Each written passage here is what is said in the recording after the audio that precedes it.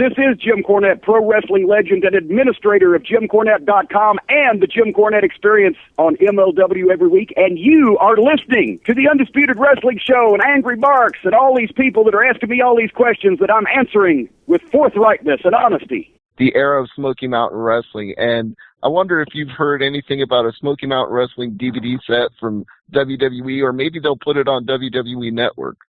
I would tend to have a feeling that it will be on the network if it's anywhere at all, because they do own the tape library. I sold it to them, 10 years ago. But at the same time, the decision makers up there tend to think that, well, that's that old Southern wrestling. Nobody wants to see that stuff. Because, everything from the South is just rotten and low budget, according to them.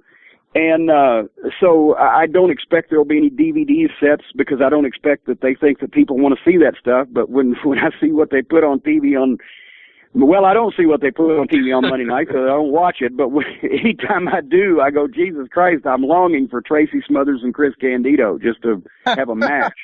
I think we are too. So if they think there's no market for it, we got 4 people on the line here who would all buy that set. In a heartbeat. Well, that's unfortunately that's the problem. What is the saying?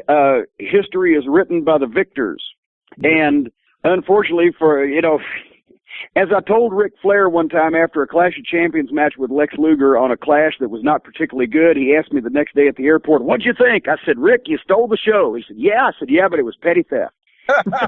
And unfortunately, that's what's happening these days.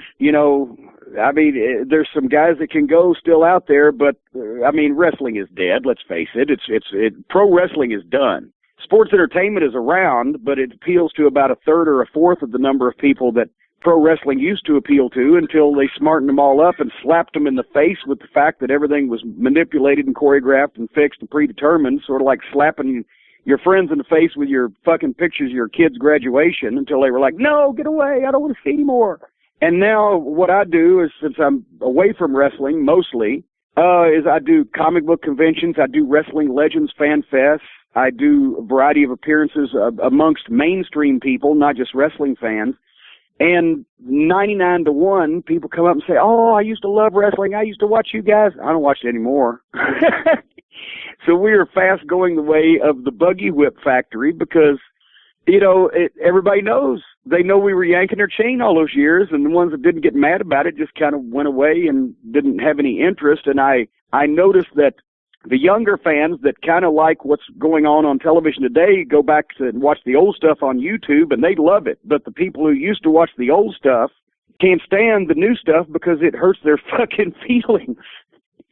So that's, we've pretty much pile-drived our way into obsolescence, and that's why I'm doing other things besides things oriented to wrestling.